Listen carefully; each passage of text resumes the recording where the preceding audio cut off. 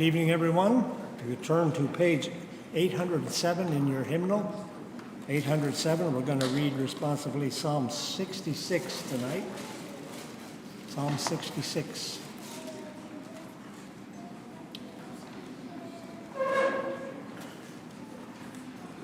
Page 807 and 808.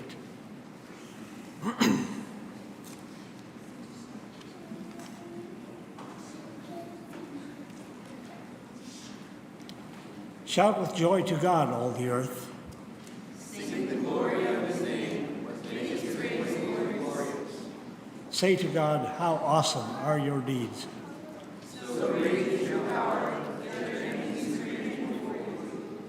All the earth bows down to you. They sing praise to you. They sing praise to your name. Come and see what God has done, how awesome his works and man has done. He turned the sea into dry land. They passed through the waters on foot.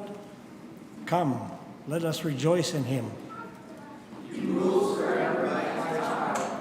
His eyes watch the nations. Let not the rebellious rise up against him. Praise our God, O peoples. Let the sound of his praise be heard. He has preserved our lives and kept our feet. For you, O God, tested us. You refined us like silver. You brought us into prison and laid burdens on our backs. You let men ride over our heads. You went through fire and water, but you brought us to a place of rest. I will come to your temple with burnt offerings and fulfill my vows to you, vows my lips promised and my mouth spoke when I was in trouble. I will sacrifice fat animals to you, and not offering rams. I will offer bulls and goats. Come and listen, all you who fear God. Let me tell you what he has done for me. I cry out to him with my mouth. His praise is on my tongue. If I had cherished sin in my heart, the Lord would not have listened. But God surely listened and heard my voice in my prayer.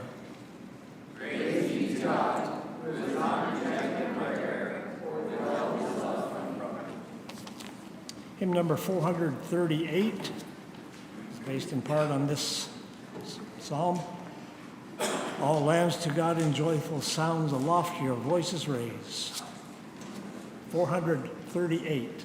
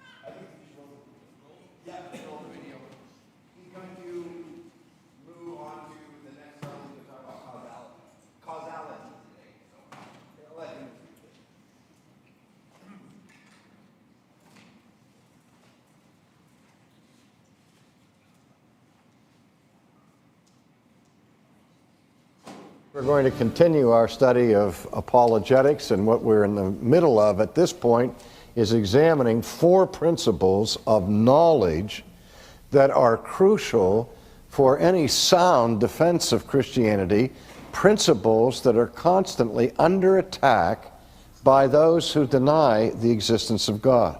And so far we've isolated 4 of those, what I call non-negotiable principles, that are necessary to human knowledge, number 1, and also principles that are assumed by all people and also assumed in the pages of sacred Scripture.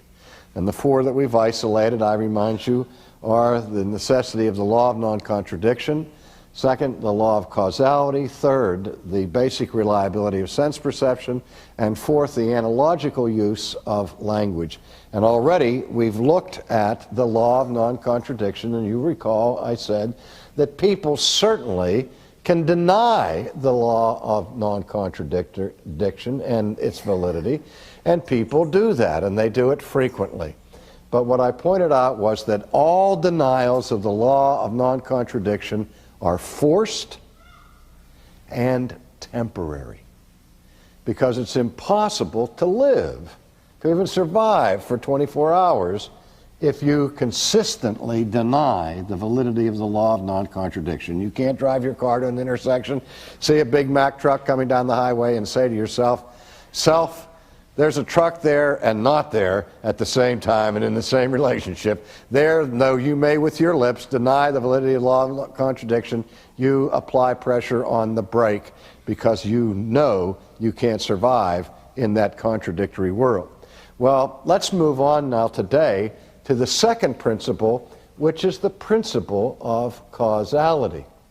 And the principle of causality is one that was used in a formidable way throughout the history of Western theoretical thought to argue for the existence of God by reasoning from the appearance of this world back to an adequate or sufficient cause that would explain this world or this universe. And so thinkers in the Middle Ages and down even beyond that reasoned from a causal base back to God as the first cause. In fact, we go all the way back to Aristotle, who argued that God is the first cause because things require a cause. Now, however, since the Enlightenment, since the 18th century, considerable skepticism has emerged against the law of cause and effect, or the law of causality. If, for example, you've read Bertrand Russell's little booklet, Why I Am Not a Christian, he gives his own personal testimony of his pilgrimage with respect to theism. He said, as a boy growing up, he was deeply impressed by the argument for the existence of God that was based upon the need for a first cause, based upon the law of causality. And so, as a young boy, he embraced the idea of the existence of God, until he read an essay written by the philosopher John Stuart Mill, who raised this basic objection against causal thinking. Mill said it this way: if everything requires a cause, then manifestly God would require a cause. And whoever caused God would require a cause. So that you can't reason back to God on the basis of the principle that everything must have a cause.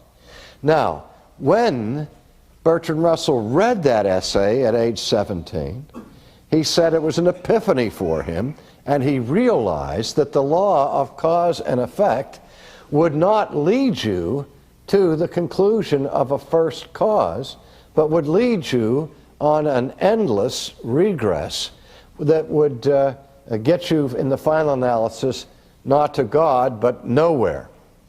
And so He, therefore, denied the utility of arguing for the existence of God on the basis of the law of cause and effect.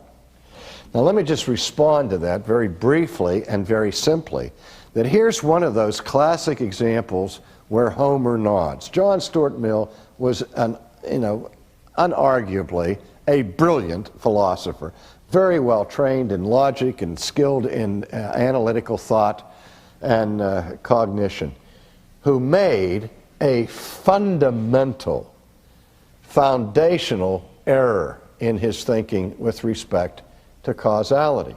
The primary error was an error in definition. He assumed that the definition of the law of causality is simply everything must have a cause.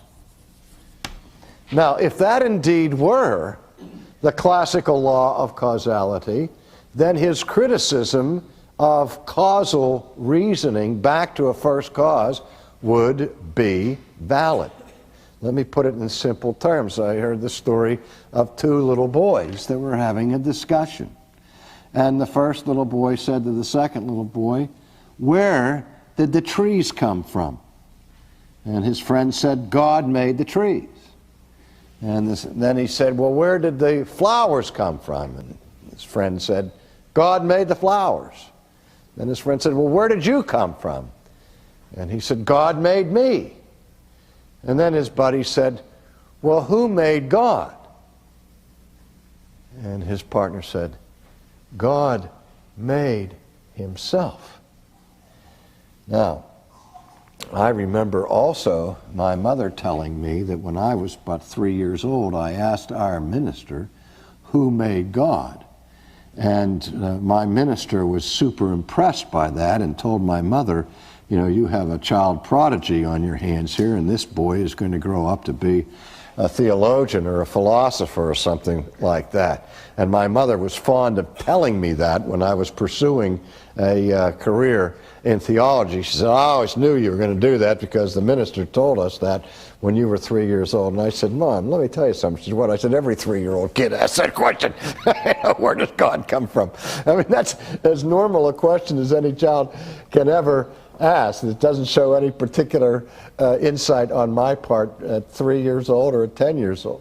I said, however, we somehow stop and say, "Boy, that little kid is profound when he says, who made God?" And he says, "God made himself." No, no, no, no, no. Even God can't make himself. And the point is, we don't have to have an antecedent cause for God. God, as Aristotle rightly understood, is an uncaused cause. And you don't have to provide a cause for an eternal being, as we will see in the course of this study. But just now, by way of shorthand, let me just say that the error is in the definition. The law of causality has never said that everything has to have a cause. Rather, the law of causality, stated properly, says every effect must have an antecedent cause.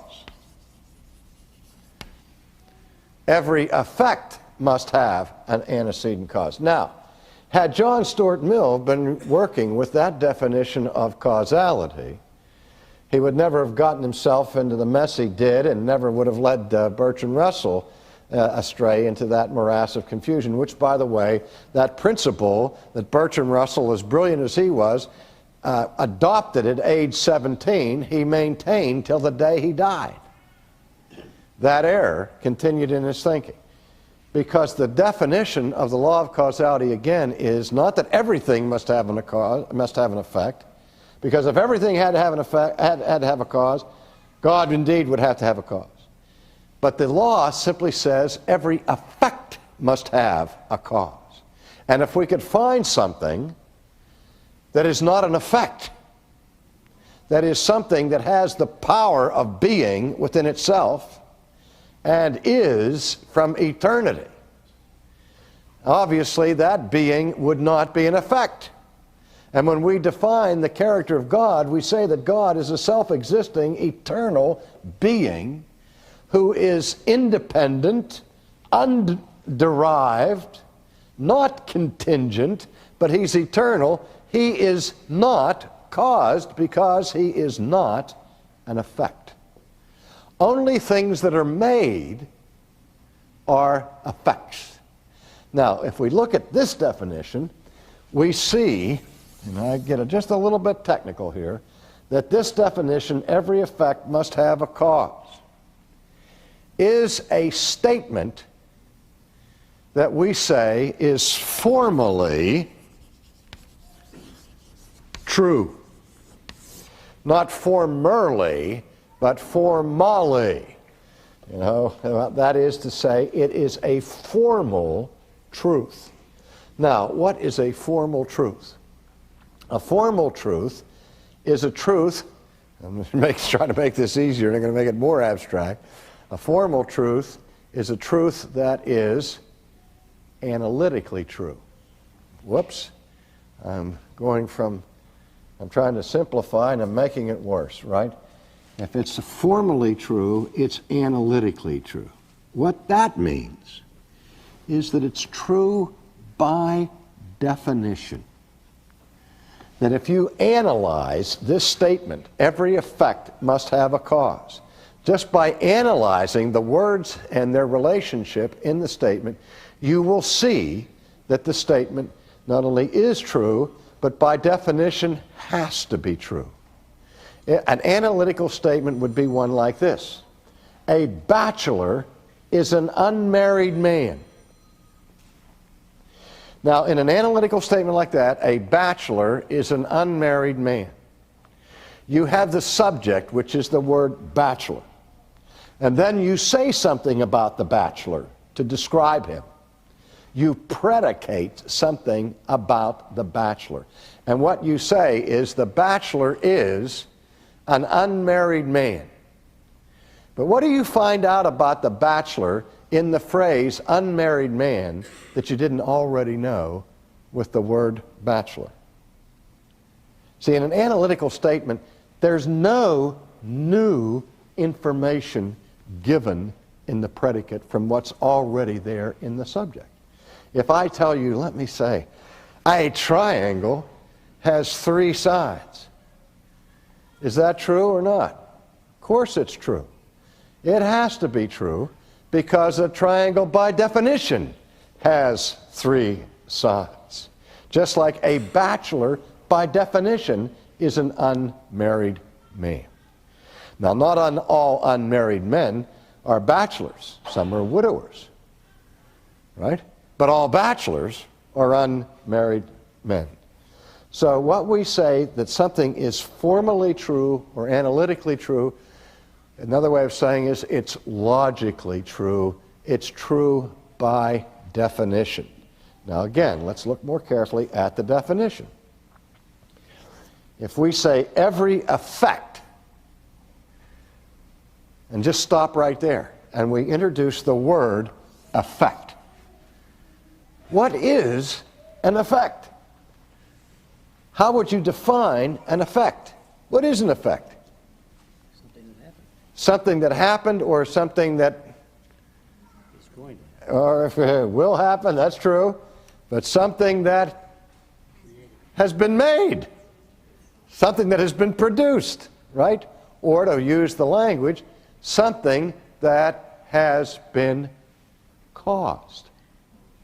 See, an effect, by definition, is something that has been caused by something else. Now, what is a cause? What is a cause? What does a cause do? It brings some kind of result. And what do we call that result? An effect. That's right. You can't have a cause that doesn't cause anything. What a cause causes is an effect. So you can't have a cause without an effect, and anything that is identified as an effect, by definition, must have a cause. So that in a very real sense, this statement, every effect must have a cause, is just simply a mental extension of the law of non-contradiction. Because something cannot be an effect and not be an effect at the same time in the same relationship. Something cannot be a cause. You can't have a cause without an effect, and you can't have an effect without a cause, because otherwise you have a contradiction. Now, the most primary answer we give to reality, if I say, why is this carpet here in this room? The simplest answer I can say is, because. That's not going to satisfy you.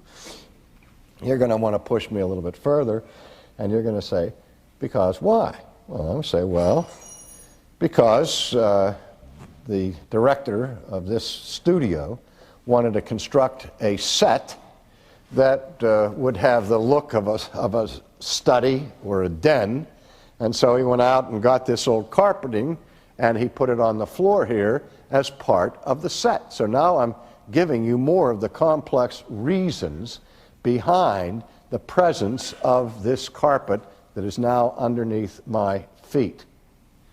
Okay? Now, my director didn't cause the carpet. If I said what caused the carpet, then we'd have to go back to the manufacturer and all of that sort of thing. But we understand the use of that language at a very elementary way. One of the first things a parent learns how to say to a child when the child asks a question is, because. That's the answer. In other words, we're saying that flower has a cause. That tree has a cause. Something has produced it. Because we also understand that something cannot come out of nothing. Now, again, I'm going to ask you to put your thinking caps on, because I'm going to do some close work with your minds here. When I say this is a formal principle, we're saying that it doesn't teach us anything directly about reality. It doesn't tell us that there are causes out there in the real world. It doesn't tell us that there are effects out there in the real world. Maybe everything in the world is eternal and uncaused. I don't believe that that's the case, but I'm saying hypothetically. We're sitting here in this room, and I'm saying there's all kinds of things outside of this room. There are cars and trucks and planes and bees and trees and all the rest. And I can say this to you for sure, that if any or all of those things that I've just listed, trucks and trees and cars and all of that, are effects, then we know for sure that they have what? Causes. Now, maybe they are not effects, but the principle is, the logical principle is, if something is an effect, it must have what? It must have a cause. So that if you can establish that something is indeed an effect, then you have established that it must have some kind of antecedent cause. Several years ago, when we produced our book on classical apologetics, and it was reviewed by scholars around about the country, one scholar who was a philosopher made one criticism, one substantive criticism of the arguments set forth in that book. And he was criticizing me, and he said, I'll never forget it, he said, the problem with Sproul. Now, I'm not going to give you people the opportunity to fill in the blank there. What he said was, he was referring just to this book, not to my whole life, but he was saying that the problem with Sproul in this book is that Sproul will not allow for an uncaused effect. That was his criticism. Now, my basic rule of thumb is that if I see one of my books criticized in a review, I never bother to get engaged in a debate or discussion with the reviewer. I just, that's their job, is to review it, and whatever they say, that's fine. I'm not going to argue with them. But this one I couldn't pass up. So I wrote to the philosopher a nice letter, and I said, you indicated in your review that the one problem that you had with my book was that I wouldn't allow for an uncaused effect. And I said, mea culpa. You're right. I won't allow for an uncaused effect. But I thought that my obstinate refusal to not allow for uncaused effects was a virtue, not a vice. Now, I would be happy to allow for an uncaused effect if you would take the trouble to write to me one example anywhere in the universe of an uncaused effect. And of course, I'm still waiting for his response, because I know, and he knows upon a moment's reflection, that you can't possibly have an uncaused effect, because an effect, by definition, is something that has an antecedent cause. But that's only one of the reasons why an avalanche of doubt has been leveled against traditional causal thinking. The other reason, which we will explore in our next session, is the critical analysis of causality that was launched by the British empirical philosopher David Hume. David Hume's watershed critique of causality has led many thinkers after him to believe that David Hume demolished causality altogether.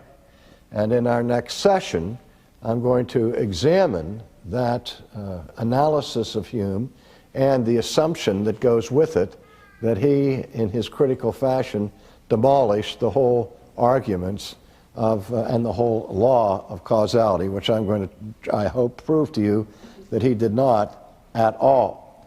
But again, let me just recapitulate that denials of the law of causality are frequently found in those who argue against classical theism, who want to avoid the enormous power of causal thought that drives people to give a sufficient cause for effects that we recognize to be effects.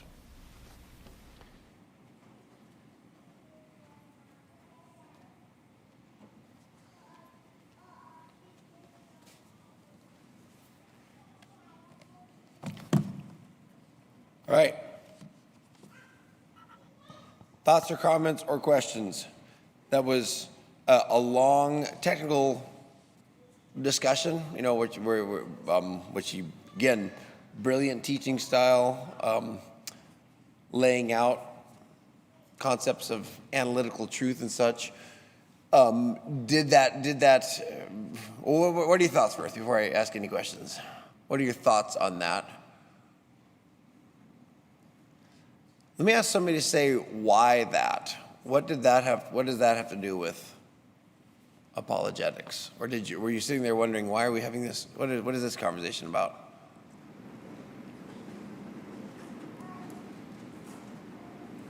Just another excuse people want to use to disprove God exists.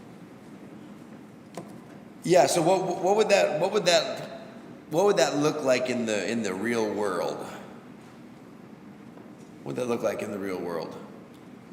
You also have people that will say, why would God let that happen? Well, you've got to also look at the cause and effect. What happened? Why would it happen? What was right now? Okay, so that would be that's a good comment. That would be an example of how it would come out in the real world. Christianity predicates a moral system of cause and effect, right? That's what was in the garden, right? If you eat of this fruit, you die. That was a cause and effect right there. And so, yeah, unbelief would definitely like to deny a system of cause and effect. They would love to say, oh no, if I, have this drug and homosexual lifestyle, I will not end up with this or that disease or whatever. And And so the only way you can deny a system of cause and effect is if you deny a God of cause and effect at the basis of it, right? You're going to end up with whatever world, whatever God you imagine or start with, that's the world you're going to end up with. Yeah, Jerry. I guess then ultimately it would be the punishment of hell, right? Yeah. Just the final effect of your decisions. Yes. Yeah. Very good.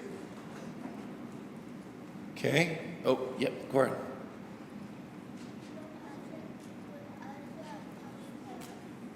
When Uzzah touched the ark, what happened? He died. So what was your question?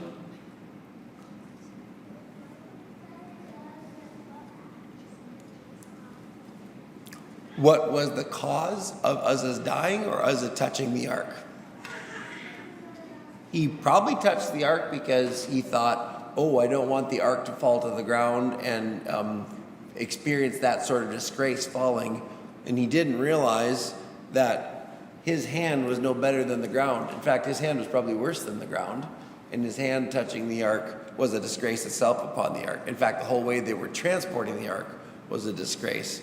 They had not listened to what God had said would be the effects if they were to cause certain things to happen. Yeah. Yeah.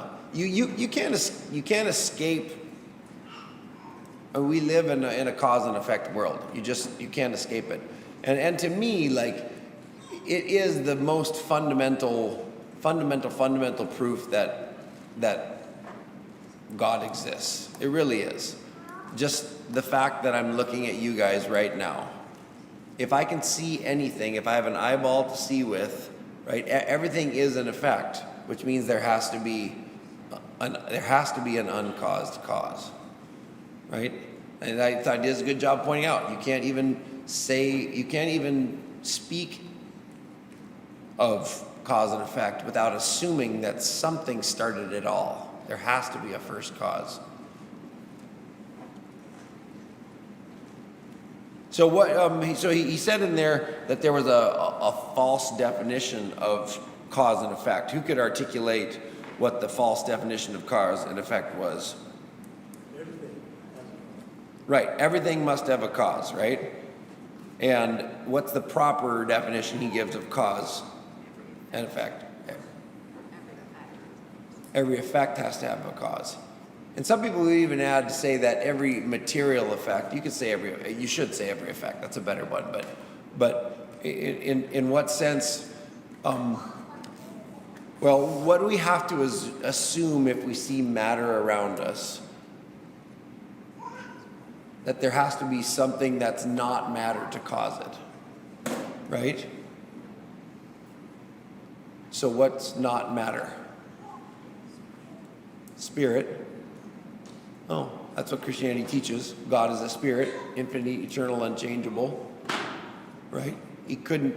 Well, we won't get too deep into the philosophy of it, I guess. But everybody understands what he was saying, I think. Correct? So that was a long way to get around to probably a fairly simple point, but it's one of those points that you have to lay out super clearly. Can somebody? Well, what would be then an application or a practical application of that?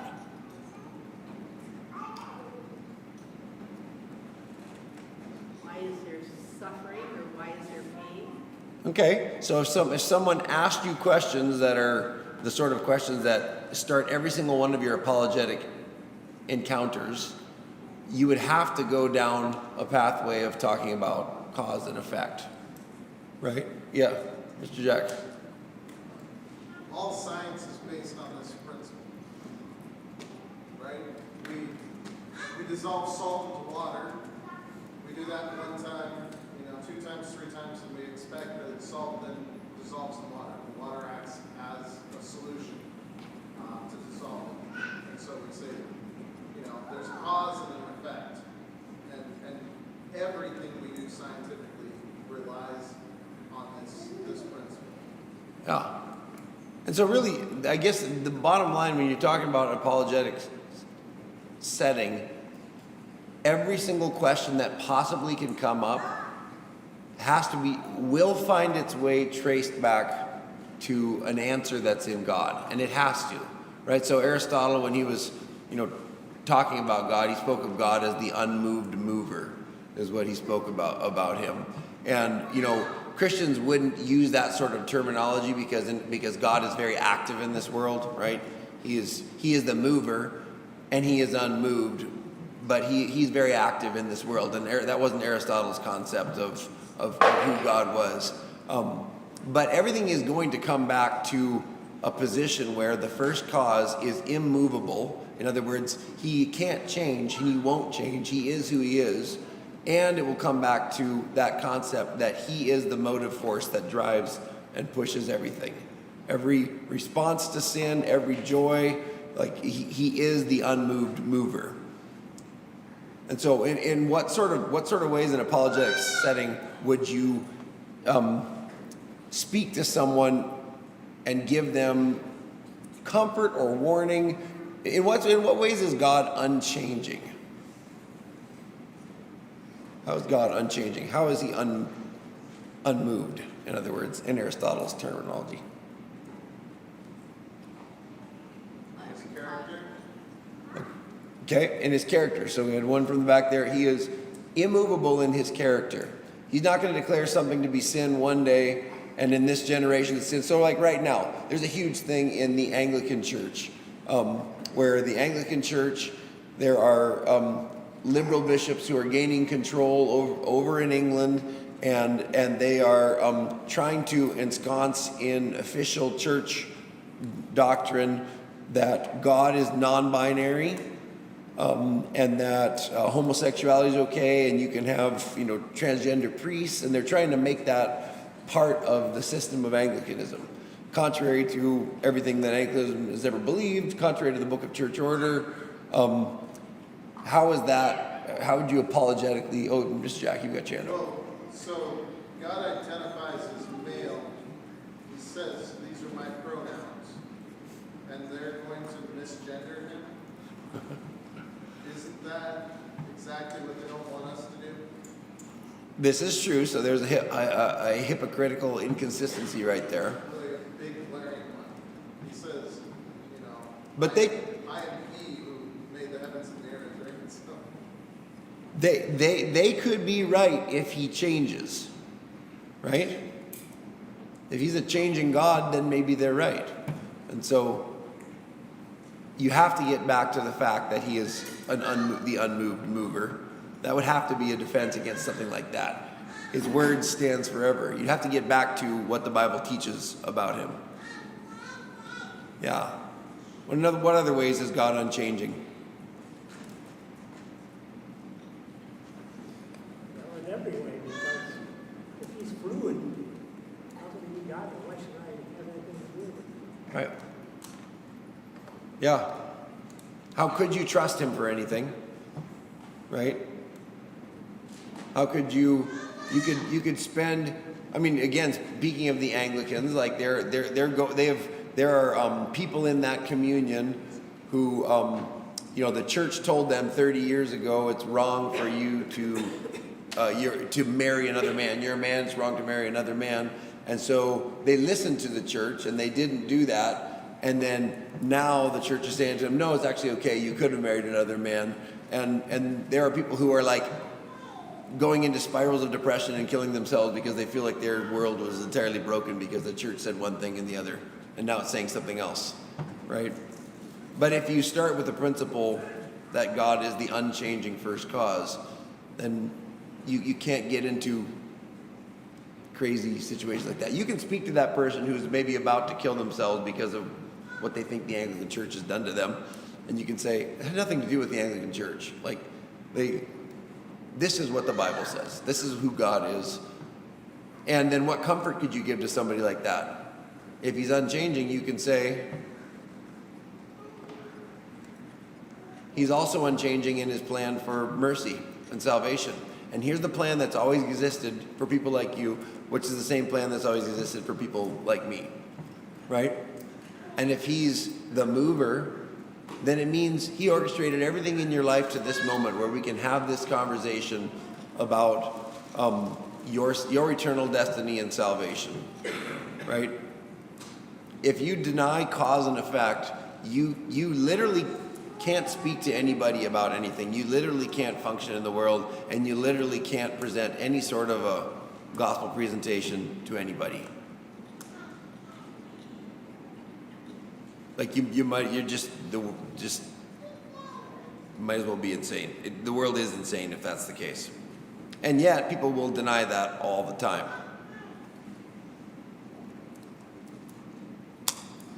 Cool. Any other comments?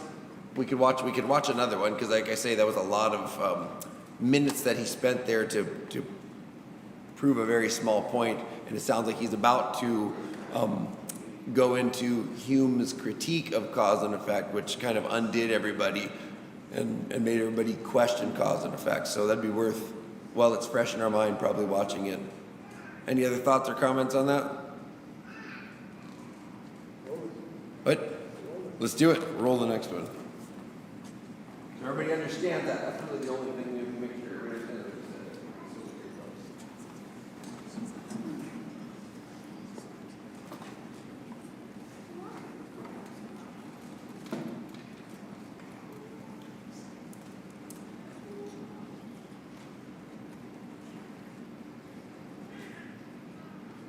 We continue now with our study in Christian apologetics, and we're in the middle now of looking at those elements of knowledge of the science of epistemology that are essential to coming to a sound defense of the truth of theism. And we've looked first of all at the law of non-contradiction, and in our last session we looked at the issue of the law of cause and effect, or the law of causality, and we were careful to show that the proper definition is important to this whole discussion, that the law of causality is defined that in this way, that for every effect there must be an antecedent cause. Now today I said that we would look more carefully at the critical analysis of causality that was offered by the 18th century Scots philosopher David Hume. David Hume, in his inquiry into these matters of causality, made some observations about cause and effect that are very important. Under his analysis, he said this, that what we observe when we see things happening around us are what he calls relationships that are customary. Customary relationships. Or another term that he uses was relationships of contiguity. You know that if you have a house and you have a property line, that the house next door may be said to be contiguous to your property because it abuts right up next to it. So that which is next to something else would be contiguous to it. So what David Hume is saying here is that we see events transpire or take place in the external world, that one thing follows another, and we assume that the one thing causes that which follows it, because they follow in sequence on a regular basis. We see, for example, on a regular basis that it rains, and when it rains, the grass gets wet, so that there is a customary relationship between raining and wet grass. And this happens in such regular sequences or intervals that we come to the conclusion that the cause of the grasses becoming wet is the raining that precedes it.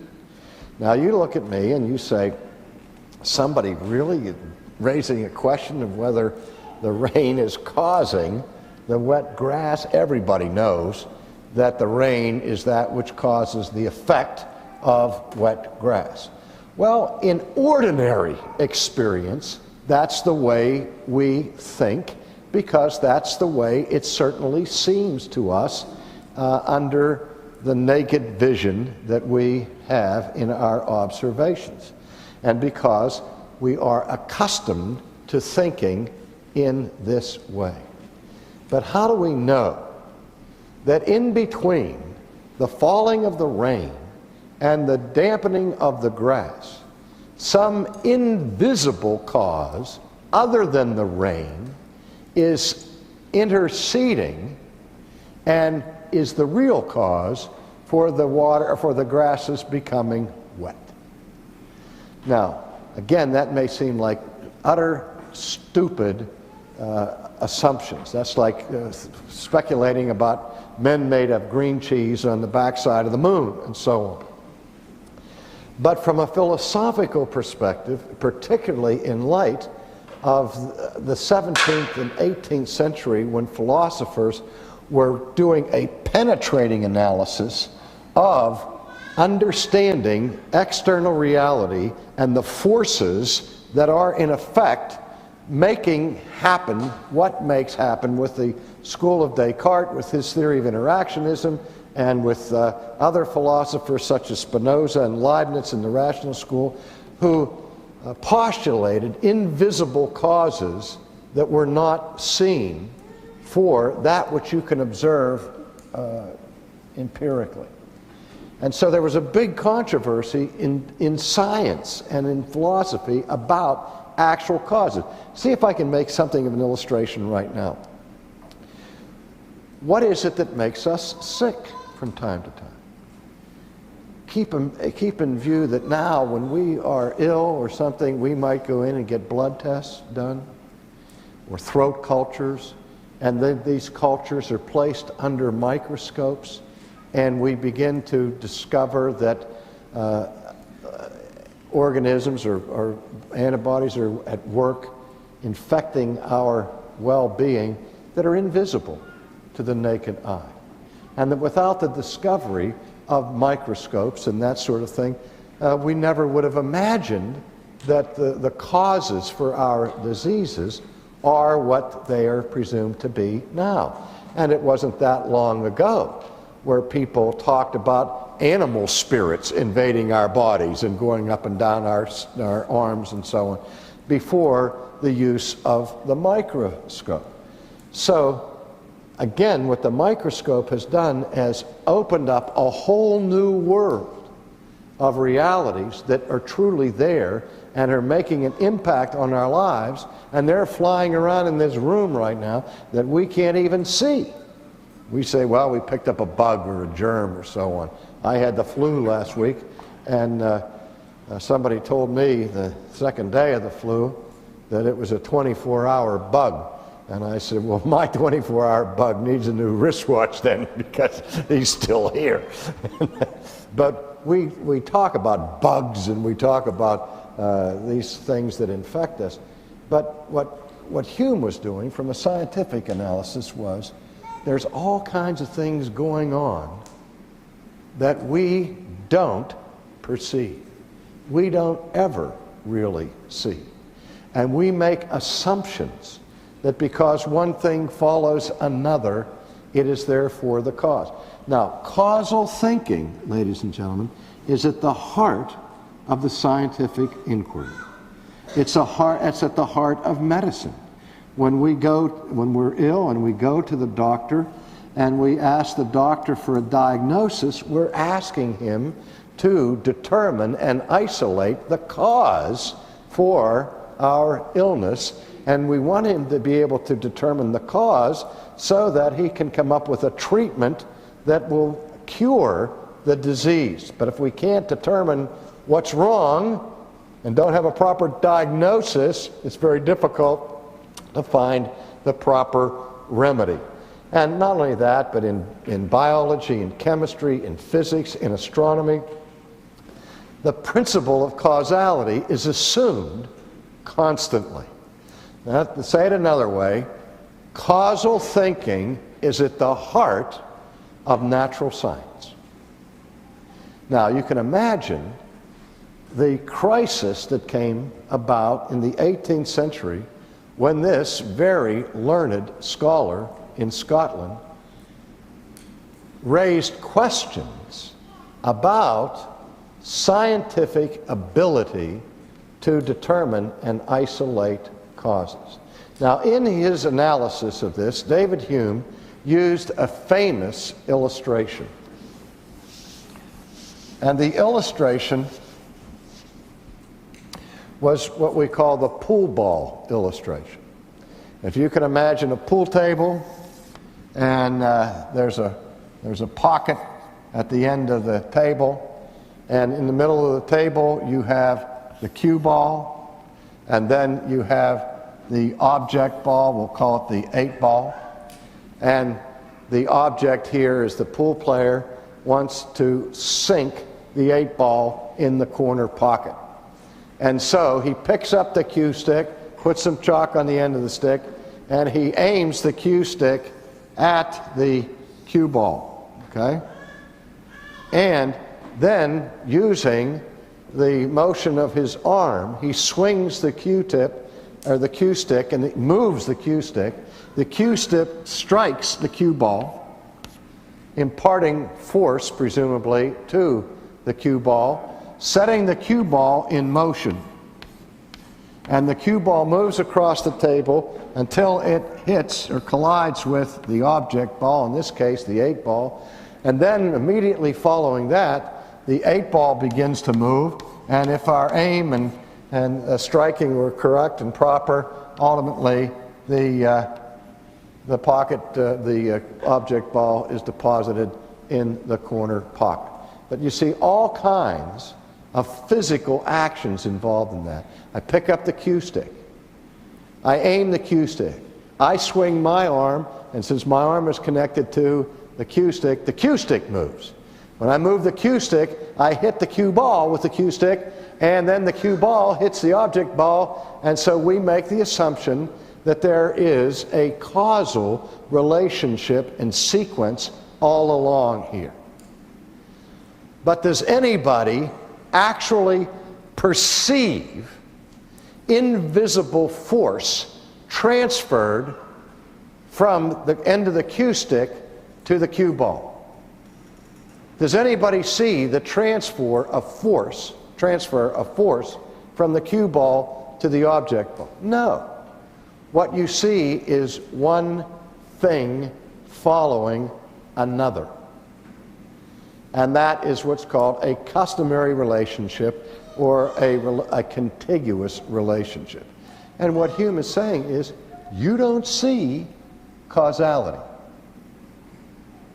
You see several actions taking place in sequence, and you're assuming a causal nexus or a causal relationship from those distinct actions.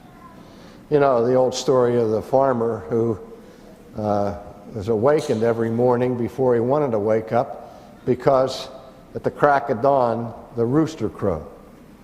And he said, you know, every time that rooster of mine crows, the sun comes up.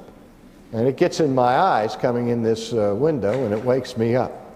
And so if I want to stop the sun from coming up, I'm just going to strangle that rooster. Because he thought, if I can kill the rooster, I can stop the sun. Because every day the rooster crowed, then the sun came up, and he assumed that it was the rooster causing the sun to come up. And that's an example of a fallacy that we learn, an informal fallacy, in the science of logic called the post hoc ergo propter hoc fallacy, which being translated means the fallacy of after this, therefore because of this. That just because something happens after something else does not mean that the previous thing had anything to do with that which came afterwards. And you can't just assume because one thing follows another that they are connected causally. Now that's a brief overview of David Hume's analysis of the problems of causality. Now what happened was you have all kinds of people who have assumed, there's kind of a causal leap with their minds, who have assumed that what Hume did with this analysis was demolish the law of causality, which he did not do. I mean, he actually himself came to the conclusion, since we can't know what is causing what a particular effect, we might come to the conclusion that anything can produce anything else. Now, that's fine if he wants to talk like that. However, what he doesn't show is that nothing is causing the movement of the pool ball. It's one thing to say there are forces engaged here that I don't perceive, that I can't see. But it's another thing to say, it's one thing to say I don't know what's causing the motion, and it's a huge movement from that to say nothing is causing the motion. Again, when we apply the law of causality to the external world, we have to face the limitations of sense perception that David Hume sets forth. But we don't have to, therefore, jettison the principle of the law of cause and effect, because it still remains a fact that if something is an effect, it was indeed caused by something other than itself. And that has to be true no matter how many experiments you take, because again, I remind you, that is a formal argument. Now remember that the third principle that I talked about was the principle of the basic reliability of sense perception. And I labored the point that we admit that our senses do not have perfect perception of reality. That's why we have machines to heighten our ability to perceive things like telescopes and microscopes, as I mentioned before. And remember, I mentioned the illustration of Augustine's bent oar in the water, and somebody's head being the size of my thumbnail, because I can cover their head from a distance with my thumb, and understanding principles of depth perception, and that we understand there are limits to our powers of perception. Now, what David Hume does here is shows those limits, that we never can penetrate to the invisible realm where perhaps all kinds of unseen forces are at work, not the least of which is the power of God. Again, the New Testament tells us that in God we live and move and have our being. Now just take that second part of that. In God we move. And one of the principal assumptions of Christian truth is that nothing can move in this world apart from the power of God. And I can say, I have the power to drop this piece of chalk and make it move, but at best I'm a secondary cause, because I can't even open my finger apart from the power of God. And the power of God is invisible. So the other side of the coin is, this is an argument that is compatible with Christian theism, that says there can be no power without God, and that God is the power supply of all motion, and because he's invisible, no amount of empirical research will get to the heart of the matter, to get to the heart of the matter, to get to the heart of matter, to get to the heart of the motion of matter. And so in that regard, I have no complaint with David Hume's analysis, where he shows the limits of human sense perception. Unfortunately, he took it to this place where he tried to reduce all science that depends upon sense perception to skepticism. In fact, it is said of Hume that he represents the graveyard of British empiricism. Immanuel Kant, who came after Hume, said it was Hume's skeptical analysis of being able to perceive causal forces that awakened Kant from what he called his dogmatic slumbers, and Kant set about his whole rest of his career to rescue science from pure skepticism. Because if you demolish causal thinking, it's not just Christian theism that goes, it's science that goes. And so Kant sought to resurrect the validity of causality and the basic reliability of sense perception. Again, my senses cannot give me a comprehensive view of reality.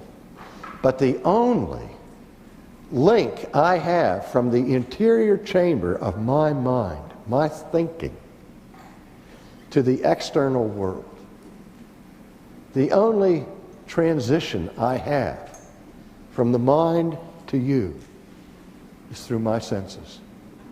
My body is the bridge from my mind to the world. What is mind? Dr. Gerstner used to answer that question. What is mind? No matter. What is matter, then? Never mind.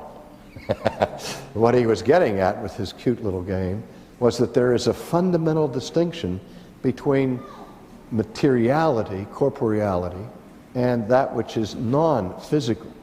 And an idea, a thought in the mind, may be linked to a physical cause of chemical stimulations and synapses and so on in the physical surface of the brain.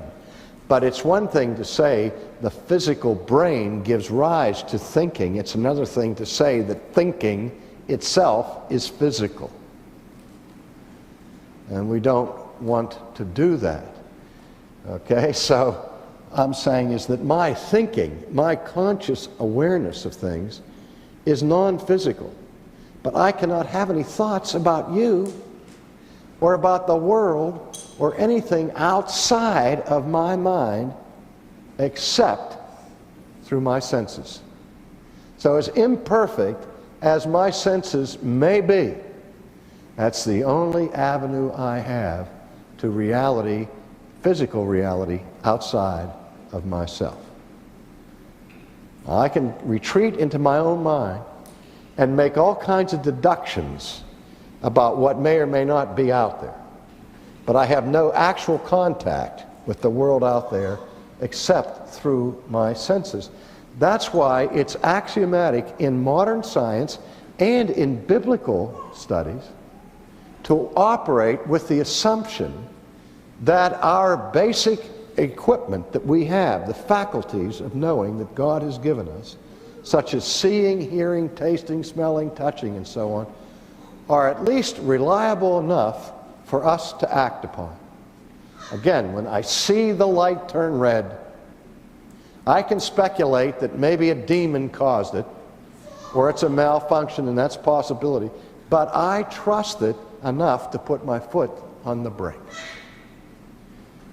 And this is the way the Bible speaks when it talks about, as I mentioned earlier, Peter saying, we don't believe in cleverly devised myths or fables, but we believe in what we have seen with our eyes and heard with our ears.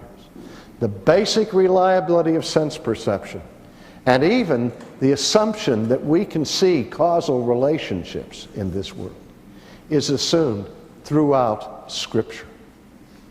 And so these three principles are non-negotiable to Christian apologetics. Again, the law of non-contradiction. B, the law of causality. And 3, now, the basic reliability of sense perception.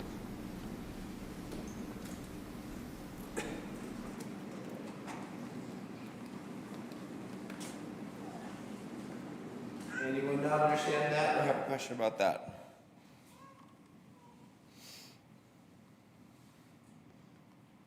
Everybody got it? So what did David Hume try to prove? Try to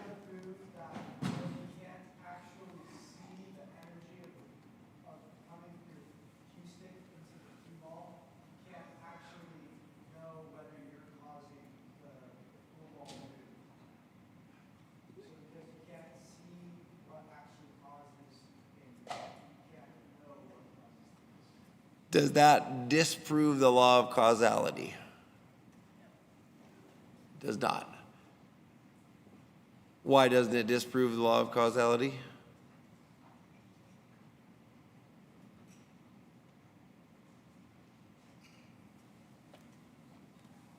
Yeah, he said that one thing follows another, the first thing must cause the second thing. Not necessarily, we don't know that there is a cause. Right. There might be some other thing that causes it, but everything has to have a cause. Right. Yeah. So there, it is a true fallacy. You mentioned it. Post hoc ergo propter hoc. After this, therefore, because of this. So yeah, just because you say that something, you say this may not be the actual cause of that, that still doesn't change the fact that things do cause things. Something caused that. And so really all that Hume proved was what? That there are limits to your sense perception. And as humans, we've always had limits on our sense perception. That's why we love technology. They help our sense perception get better. We can look in microscopes and telescopes and such, and we can improve our sense perception. But yes, yes. So I think Hume, though this wouldn't be his intention, I think he did a great job of showing that the unbeliever has absolutely no reason to believe in the scientific method. Right? Because the unbeliever can't account for those transitions between sequence 1 and sequence 2 and sequence Right. 3. I don't think it was damaging at all to the Christian worldview. In fact, I think it annihilated the field and left only the Christian worldview standing. Yeah. Yeah. Hume was an empiricist who said the only way you can know anything is through sense perception. And then what he basically proved is you can't know anything according to sense perception. Yeah. Yeah. Yeah. Right. Would we argue for the basic reliability of sense perception, though? Yeah. What would we say? We would say that we may not know everything, but we know what? The one who does.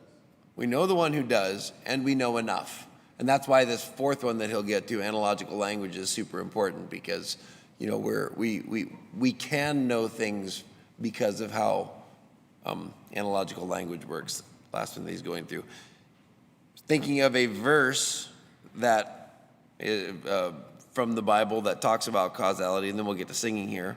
Unless somebody has any questions. Everybody understand everything today? Yes? Pretty straightforward, pretty simple. Hebrews 3:4. For every house is built by someone, but the builder of all things is God. So there's basic takeaway verse for cause and effect. Every house is built by someone, but the builder of all things is God. He is the first cause. He is the mover of all things, who himself is not moved by anything. And he's given us sense perception, and it is reliable. It's reliable enough to know truth. He's given us minds that are logical enough to understand. Come now, let us reason together, he says. Yeah. And yet these simple things that seem so obvious to us that we don't even have questions after we watch the video. We're like, to us, we go, duh, right? You're trying to rack your brain like, we're supposed to have some question to ask, but it's like, duh. But for people, there are people out there for whom this is not duh in any way, shape, or form. I went to college with them, having them give them the cosmological argument, and they scream in my face, Hume destroyed that. I'm looking at them and, what? That's so dumb. Yeah. Cool. Well, as we go along, he will, I'm sure, show us practical applications of these things as well. All right, then we should do. Oh, yes. Sure. Think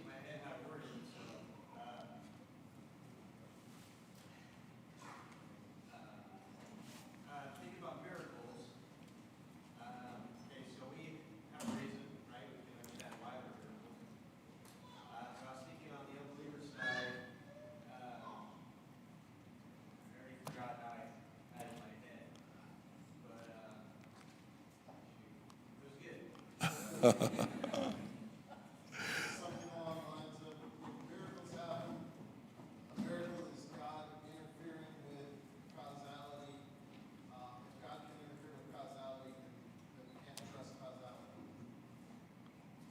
Was that it? Now, it's more like, you know how even unbelievers, they just say stuff like, oh, it's a miracle, or you're a miracle, or how could they, How could you account for that? yeah, I guess it sounded better than that. Yeah. Yeah, miracles are so awesome because, you know, our God, who is outside of the box, who is himself a spirit, and he's not an effect because he's not material. He's not an effect. He's not material means he has no beginning. He's not subject to the second law of thermodynamics, so we know he has no beginning. And so when you see something that is miraculous, aka a dead person come alive, right? You see, water turned to wine. You see miraculous events. What you are seeing is you're still seeing cause and effect, and you're seeing cause and effect with your eyes. So your senses are seeing it, but what you're seeing is the supernatural, that which is outside of material, reaching into matter and doing fresh works of creation. Yeah. How could they say there are no miracles if they can't determine the cause? If they can't see one thing from another, how could they even ever say Right. that can ever happen? Yeah, and they would just reduce themselves to we can never know. They would just say that I see that happened. I see water turn to wine. There's just some. Yeah, right. Yeah, they have to allow that unless they're denying cause and effect. Yeah. It makes the unbeliever's world quite a fantastic one that's based on a lot of faith, because they have no reason to believe things will happen the same from day to day, but they have a lot of faith. Yep. They wake up and they go to work, they drive cars, so they have a lot of faith in this world that can't be trusted.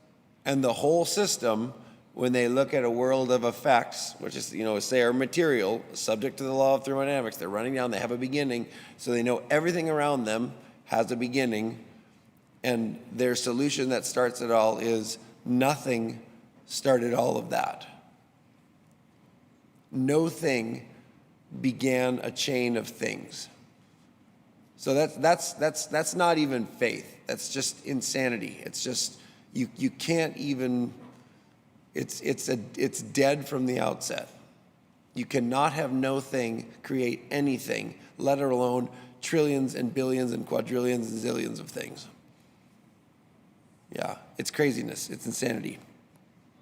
So they could also use a rescue device to answer Jerry's objection. They could say, there is a natural explanation for water turning to wine or a corpse resuscitating.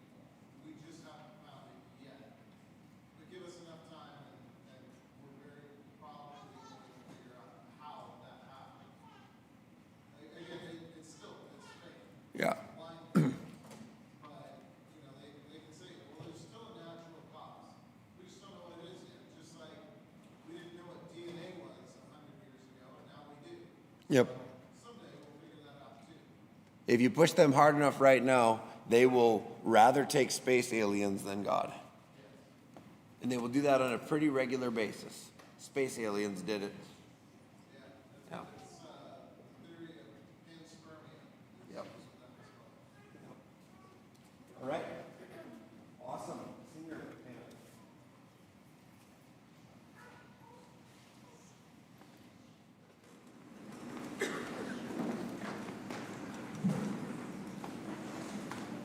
Good evening.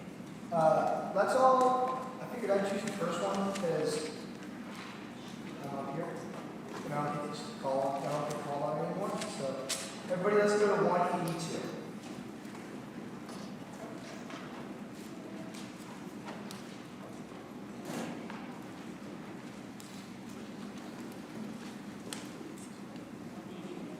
182.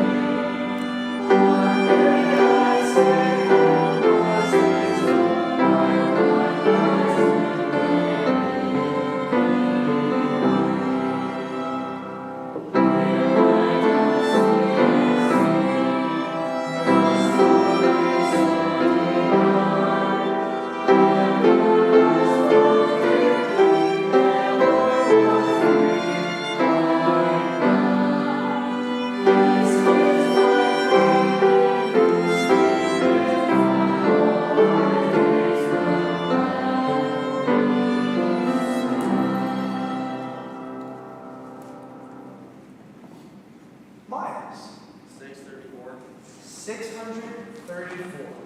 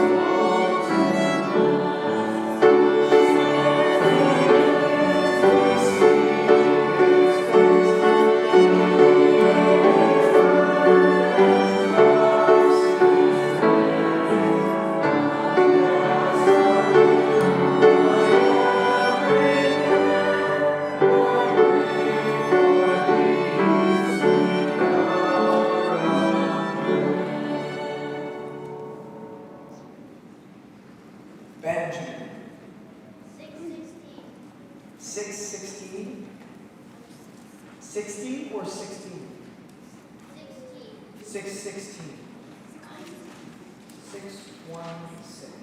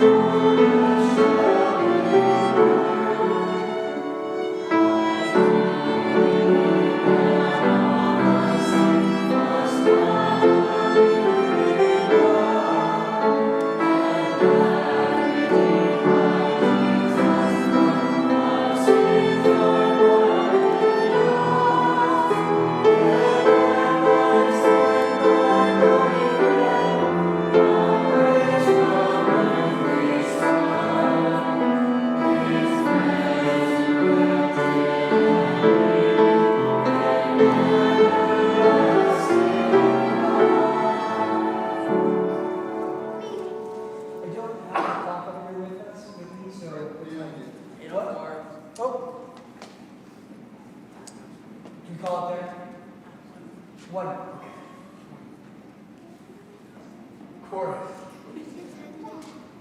Cora wants number 600. I know Pastor told us in the Apostles' Creed it's more accurate to say 80s than hell, but try substitute it in that last song sometime and you'll have a hard time.